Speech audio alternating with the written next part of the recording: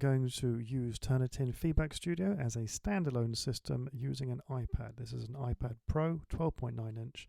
I have the integrated keyboard, but I do not have a mouse connected. I have a pencil, but I'll try not to use it as much as I can.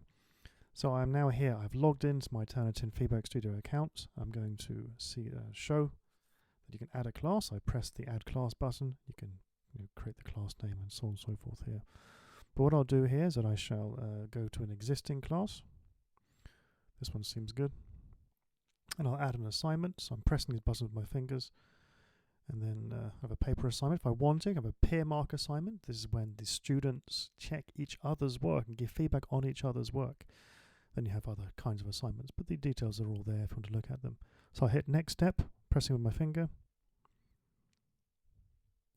Just a standard Safari browser, the one that came with the iPad. So nothing special going on here. Also, my iPad is a bit old and not as good as it used to be, so it doesn't work as well as perhaps it should. I should call it Demo Assignment iPad Video. 6 points. The start date is 9th of September, the due date is the 16th of September, and the post date is the 17th. So I'll just have these things up. What I'll do is I'm just going to change I've used the pencil here. I'm going to change the due date because as a teacher myself, well, a former teacher, I don't approve of midnight deadlines. So I'm going to make it at 6 o'clock deadline instead. So I'm clicking on optional settings. So I use my finger instead of the pencil. And then put the special instructions, and here is write something and submit it.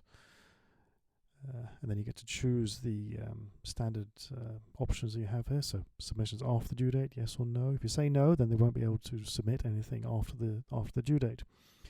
Do you want to have similarity reports, yes or no, and so on and so forth. It's basically this very much standard Turnitin Feedback Studio assignment that you do on a normal computer, but being done on an iPad.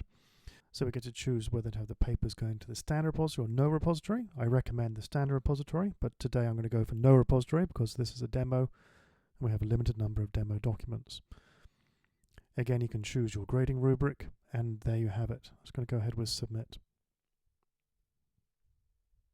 And then here I have now, as a teacher, created an assignment in Turnitin Feedback Studio using an iPad 12.9 inch, iPad Pro 12.9 inch.